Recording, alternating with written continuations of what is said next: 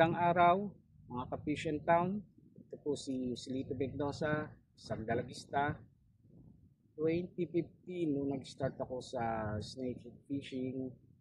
Pero since nung bata pa ako ay hindi ko na talaga pag-fishing. Nitong 2015 na lang ulit nagtuloy hanggang sa ngayon. Kabilang ako sa mga grupong Latian Heavy Covered Game Fishing Philippines, Snakehead Anglers Philippines, at sa iba pang mga fishing related groups. Ang fishing method ko is usually bait casting method. Gamit ko itong bait casting setup ko. And ang mga fishing spot location ko is around here in Bataan. Mas madalas ako dito mag-fishing sa Bataan kasi taga rito ako.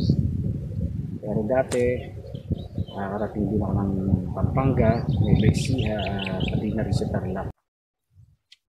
Bakit ako nagpi-fishing? Gaya nga ng sabi ko kanina, bata pa lang ako, hilig ko na talaga ang pagpi-fishing. Then ngayon, hindi lang siya basta hilig, naging addiction na siya. Passion ko na rin siya. Maganda siyang stress reliever. Kaya sa mga gustong pumasok sa larangan ng snakehead fishing o sa mga nag-uumpisa pa lang, patience lang. Ang zero, hindi maiwasan yan. Laging kasama yan sa pag-fishing. Yun lang at maraming salamat.